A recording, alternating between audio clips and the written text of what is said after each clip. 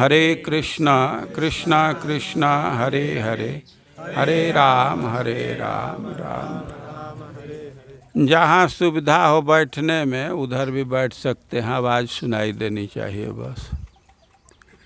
हरे कृष्णा कृष्णा कृष्णा हरे हरे, हरे राम राम राम हरे।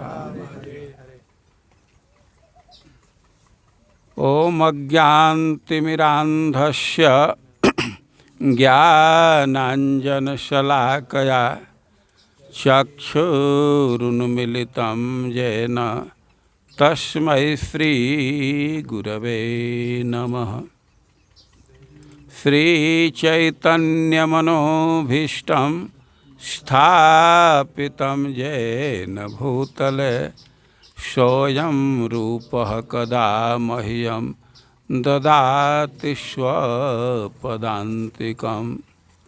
वाञ्छाकल्पतरुभ्यश्च कृपा सिन्धुभ्य एव च पतितानां पावनेभ्यो वैष्णवेभ्यो नमो नमः।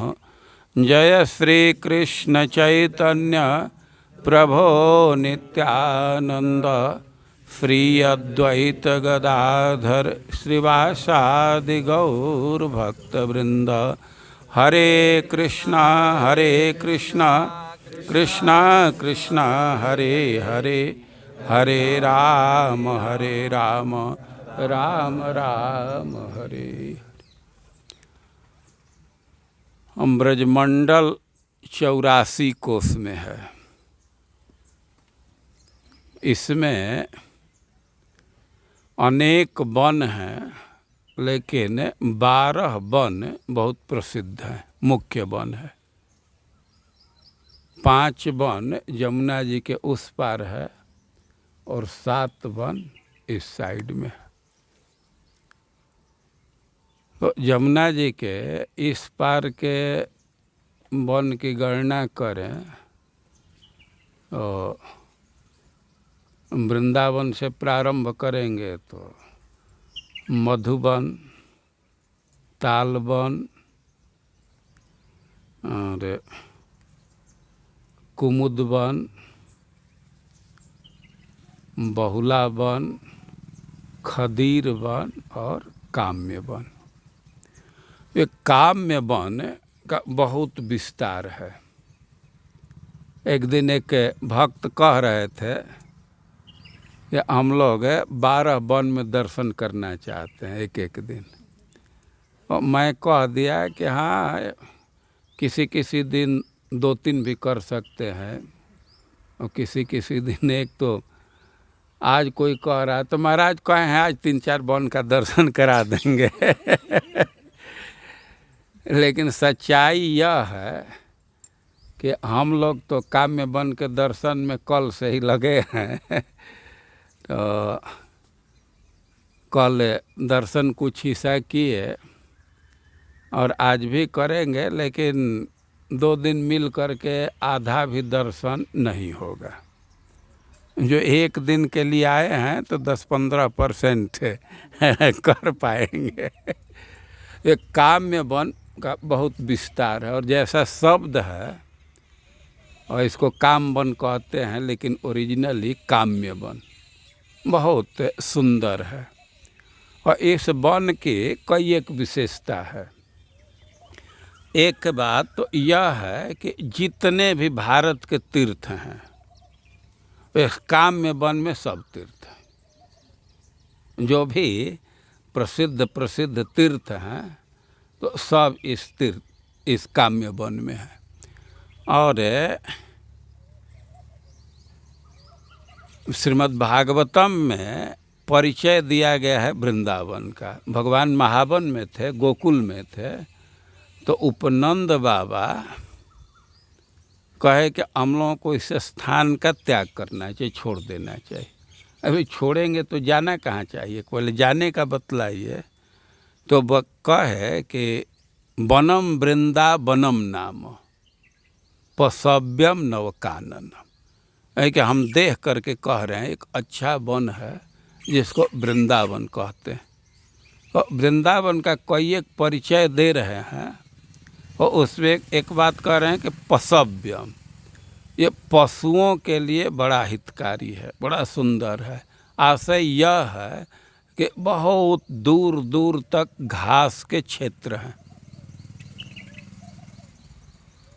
अब आप लोगों को तो वन पहाड़ का बहुत अनुभव नहीं है, जो गोरक्षा से संबंधित हैं तो ये चयन करते हैं। कोई कोई क्षेत्र है, कोई कोई वन है कि उसमें घास के क्षेत्र अधिक होते हैं, तो ये पशु के लिए बहुत अच्छा पड़ता है। तो वृंदावन के एक परिचय दे रहे हैं कि पशव्यम, और दूसरी बात कह रहे हैं कि नवकाननम। तो नवकाननम का मुख्य अर्थ यह है कि यहाँ के वृक्ष अभी नए नए हैं।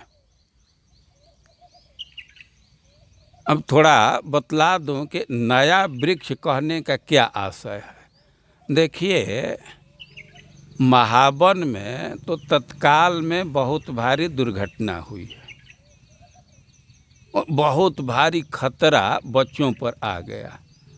तो ब्रजवासी तो यही अनुभव कर रहे हैं कि यह तो भगवान की कृपा है कि बच्चे बच गए। इतना बड़ा वृक्ष गिरा और एकदम ऊपर से गिरा, ये तो भगवान की कृपा है कि दोबा में पड़ गए, मतलब दो टहनी के बीच में पड़ गए। जो मुख्य हिस्सा है वृक्ष का, तना है, वह नहीं गिरा। कहीं तना गिर गया होता तब तो सब समाप्त ही हो गए होते, लेकिन वृक्ष गिरा क्यों? और ब्रजवासियों का अपना डायग्नोसिस है। ये कह रहे हैं कि भाई कोई आंधी तूफान तो आया नहीं। अब सुनामी या कोई तूफान आने से वृक्ष गिरते हैं, तो यहाँ तो कोई आंधी तूफान आया नहीं और न ही कोई हाथी धक्का दिया। फिर इतना बड़ा वृक्ष है, कैसे गिर गया? तो वे निर्णय लिए कि पुराना वृक्ष हो गया है और इसका जड़ सड़ गया है, इसी से गिर गया। तो ये कह रहे हैं कि वृंदावनम नवकाननम, वृंदावन में यह समस्या नहीं, वहाँ के वृक्ष अभी नए नए हैं। तो तात्कालिक अर्थ है कि वहाँ यह खतरा नहीं है कि वृक्ष गिर जाएगा। और नवकाननम का और भी भाव है। एक तो अर्थ है कि नव क आननम, आनन मतलब मुख, मुख मतलब प्रमुख। वो ऐसा वन है कि उसमें 9 क की प्रधानता है। कनैल, कुंद, ऐसे वो 9 क की गणना किए हैं। वो ठीक है, आवाज़ नहीं सुनाई दे रही उधर। आए, हरे कृष्णा कृष्णा, ठीक है जितना। हाँ, और नवकाननम वृक्ष नए हैं और उससे और भी अंतर होता है। पुराने जो वृक्ष हैं, तो जैसे यहाँ देख रहे हैं ना, गड्ढा बन गया, कोटर बन गया, और जब वृक्ष में कोटर हो गया तो उसमें सांप बिच्छू अपना डेरा जमा देते हैं, और बच्चों का तो स्वभाव है कि उसमें जाएंगे ही, तो खतरा है। तो इस खतरा से भी रक्षा है। नवकाननम, नए नए वृक्ष में ऐसे कोटर नहीं होते।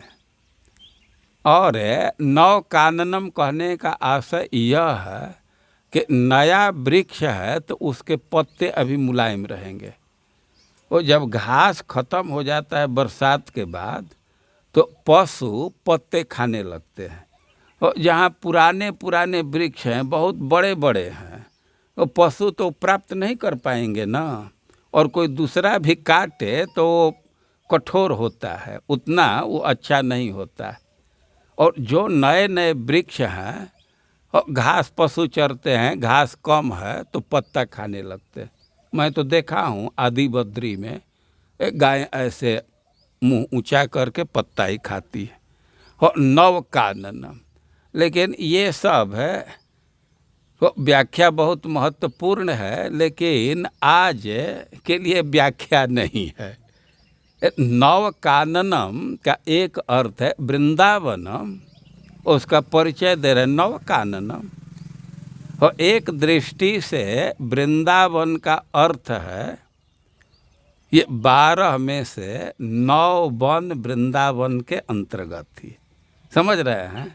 वृंदावनम नव काननम, ये जो 9 वन है तो वृंदावन के अंतर्गत थी। तो उस दृष्टि से देखा जाए तो काम्य वन वृंदावन का ही अंश है। वृंदावन का प्रमाण दिया गया है तो उसमें एक पंच योजन का, तो पंच योजन का प्रमाण लेने पर तो काम्य वन नहीं आता है।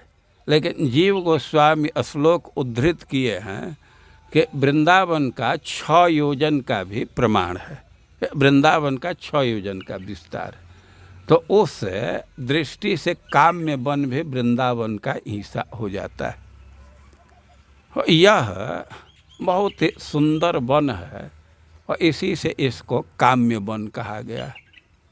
और इस वन की विशेषता है कि आज भी भगवान के लीला का चिन्ह प्रकट उपस्थित है, एकदम कोई भी देख सकता है। जब भी आप यहाँ देखें भोजन थाली, श्रीमद् भागवतम पढ़ेंगे, वर्षा ऋतु का वर्णन किया गया है। और वर्षा ऋतु का बड़ा विस्तार से वर्णन है और हमारे मन में है कि भाई लीला क्या है वर्षा ऋतु का, इसको भी जानना चाहिए। तो कई एक लीला का उल्लेख है, तो उसमें एक है कि पत्थर पर ही भोजन करते हैं सखा। अब वर्षा ऋतु में और वर्षा के चलते पत्थर एकदम स्वच्छ है, और घर से जो भोजन लाते हैं तो पत्थर पर ही रह करके खाते हैं। पत्थर चुन लेते हैं कि थोड़ा गड्ढा जैसा हो, तो वहीं उसी पर वे दही भात या और चीज़ भी खाते हैं। और उसमें एक स्थान है, जैसे गिरिराज पर्वत है ऐसे ही इंद्रसेन पर्वत की शाखा है। और जहाँ कहूँ भगवान ने लीला करी है, 7 वर्ष की अवस्था में गिरिराज धारण कियो है और 5 वर्ष की अवस्था में यहाँ वन भोजन कियो है भगवान ने छाक लीला। बड़ी थारी बलराम की, छोटी थारी किशन की, ये बलराम का कटोरा, ये किशन का कटोरा। और जो शिला देख रहे ये अयोध्या के राजा हुए कुमलास, राम के वंश में। उनके कोई संतान नहीं थी। उनने 85 साल तक भगवान की घोर तपस्या करी और 85 साल बाद एक कन्या उत्पन्न हुई और यह कन्या का नाम रखो भगवान के नाम पे कृष्णावती।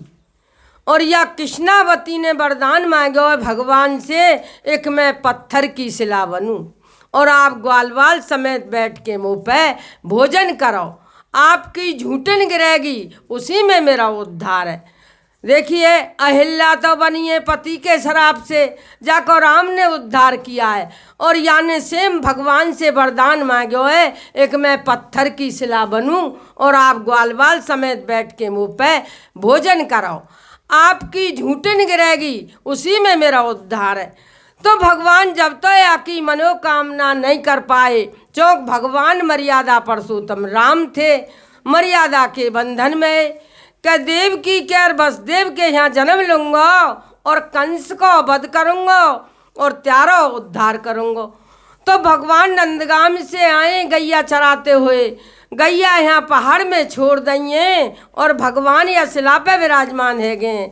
संग में सका भी है, कोई माखन लायो है, कोई मिश्री लायो है, कोई सूखी रोटी ले आयो है। यथाशक्ति अपनी अपनी छाक जमाए लइए। और देखिए भगवान कैसी मनोहारी लीला कर रहे हैं। भगवान सकान को खिला रहे हैं और सका भगवान को खिला रहे हैं।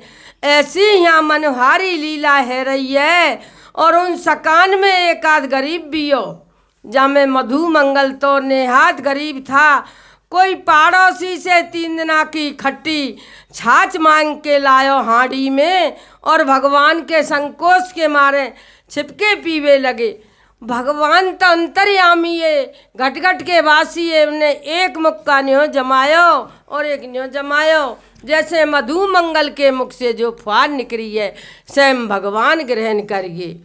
जो भगवान को माखन मिश्रियो, वो तो मधु मंगल के ग्रहण है गयो, और जो मधु मंगल की खट्टी छाची, वह स्वयं भगवान ग्रहण करिए। ऐसी यहाँ मनोहारी लीला है रही है। ऊपर से ब्रह्मा जी देख रहे, ये कैसो भगवान है जो ग्वारिया गमार सबकी झूठन खा रहा है, ये भगवान नहीं है तो कोई वैसा ही है। नीचे भगवान ने भोजन किया है, ऊपर दूध पी के शयन करी है। ऊपर से ही दूध की धार आई है जो सरोवर में गई है। यह सरोवर के 4 नाम है, कृष्ण कुंड, यज्ञ कुंड, अप्सरा कुंड और कलयुग में क्षीर सागर। 4 जुगन में 4 नाम हैं। 5,500 वर्ष पुरानी चीज़ है, द्वापुर के ज़माने की। जब भगवान ने भोजन कर लियो तो भगवान में चोरी की आदत थी। काऊ ने सत्य कही है, चोर चोरी ते जाए पर हेरा फेरी ते ना जाए। भगवान सकान से कह गए, लाला मैं भैमासुर राक्षस से मार के आया हूँ, मैं थक गया हूँ, मैं ऊपर सेन करवे जा रहा हूँ। तो ये सेन करवे कहाँ की आए, ये तो चोरी करने आए। सका बड़े व्याकुल हुए, घनी देर है गई, 5 बरस को लाला है, कोई जंगल को जानवर तो न लेगो, हम जसोदा मैया को कहा जवाब देंगे। तो देखे तो ऊपर छिप के दूध पी रहे। सखान को क्रोध आयो, अरे दारी के सबरे दूध तू ही पी जाएगो, दूध पी के तू ही मोटा हो जाएगो, हमें ना देगो, हम तेरे संग राक्षस से ना मरवावे गए। कोई ने हाथ पकड़ो, कोई ने पैर पकड़ो। तो भगवान के हाथ से जो छीना झपटी हुई है, ऊपर से ही दूध की धार आई है, इसीलिए यह कुंड का नाम क्षीर सागर कुंड नाम पड़े हुआ है। ये यहाँ का इतिहास है। राधे राधे महाराज जी। रखो थारी में रखो, कृष्ण बलराम को।